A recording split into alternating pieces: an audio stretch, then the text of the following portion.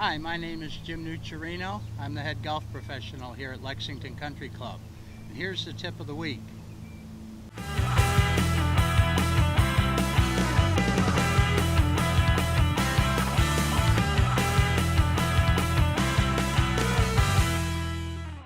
Today we're going to be talking about chipping, the short game, and we all know that the short game can cover a multitude of sins if we have problems getting to the green with the long game.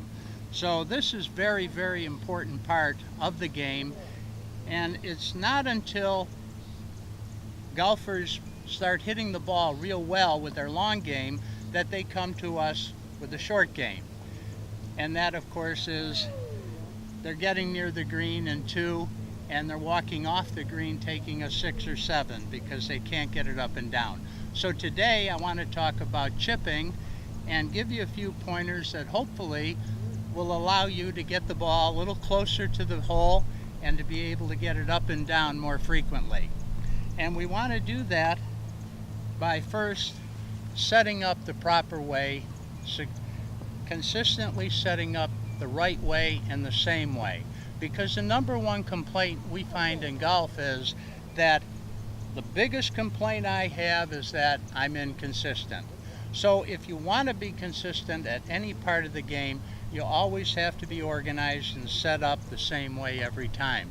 So I want to go over the pre-swing routine, your checklist, as to how you're going to set up to get ready to hit this chip shot. First of all, I want to keep my feet relatively close together with an open stance. I also want to be thinking this is so much like a putting stroke. I'm going to be setting up with my eyes over the ball, so I'm going to be much closer to it. Also, which is very important, you want to make sure you choke down on the grip, because it's a lot easier to make solid ball contact when you're holding it down here, as opposed to holding it up here where my head is much farther and I don't have the security of holding it down low. And now I feel much better and feel like I can hit the ball with quite a bit of success time after time. So feet close, open stance. My normal shot I'll play in the middle. If I have to hit down on the ball with a tight lie, I'll move it back towards my right foot. What I also like to do is try to have the shaft of the club in line with my left arm. So it's a straight line pretty much, and I'm going to keep my weight on the left foot. Eyes over the ball, so I would say I'm no more than about 12 to 14 inches from the ball itself. You certainly don't want to be standing far away because you'll be having a whole lot of problems if you do that. So make sure your eyes are over the ball, just like putting. That will allow the club to go back straight as we want it to do and to go straight through. All right, so that's part one. Last thing I do with part one is my grip. And what I like to do is, again, think of chipping very much like putting. So I try to use my putting grip, and that makes it even simpler because, again, I'm thinking of putting. So I get over the ball and I'm set up. Part two, now that I'm set up, what do I do to hit this ball? Well, the most important thing is to be thinking of your putting stroke. We don't want to be using our hands, our wrists. A lot of problems when we do that, and I think that's the most common problem with chipping. We tend to do what feels natural, and I think breaking the wrist feels natural, but you know what golf is. Golf is, if it feels right, it's probably wrong. So golf is learned, as we know, and if we repeat this enough times without breaking our wrist, rocking our shoulders, we're going to be able to get real consistent with it, and after a while that will actually become comfortable. As far as feel, I do want to say this because it's very important. One of the big problems is golfers tend to hold it too tightly, and by holding it too tightly you don't get a good feel for it.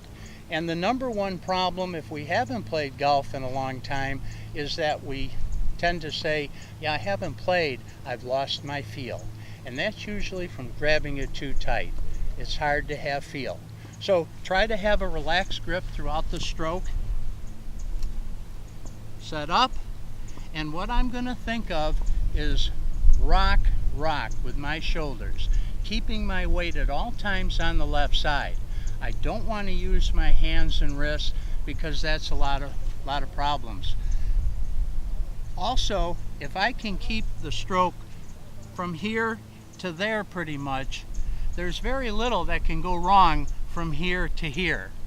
Unlike pitching or a full swing when we're going way back and through, a lot more can go wrong with that.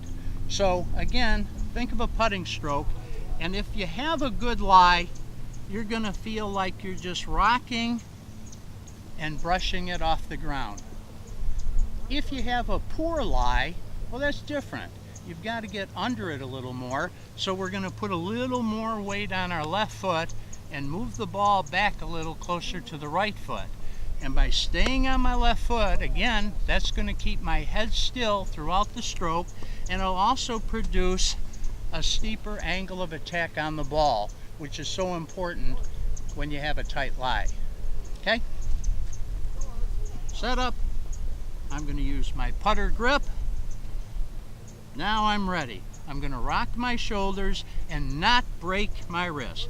Anytime the head is coming up here or following through up here, you're going to have problems with chipping.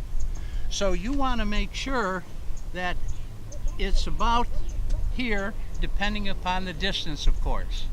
So from here to here, very little can go wrong.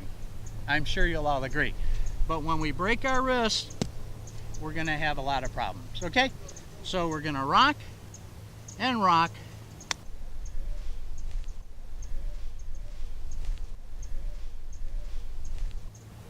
Stay on the left foot throughout the shot. That will assure that your head stays still throughout the shot. If you have problems sculling it, most likely you're back on the right foot. And we all know we don't want that. So if you try these few techniques that we've talked about today with the chip or bump and run as we call it, I'm sure it's going to help you get up and down in 1 or 2 instead of in 3 or 4.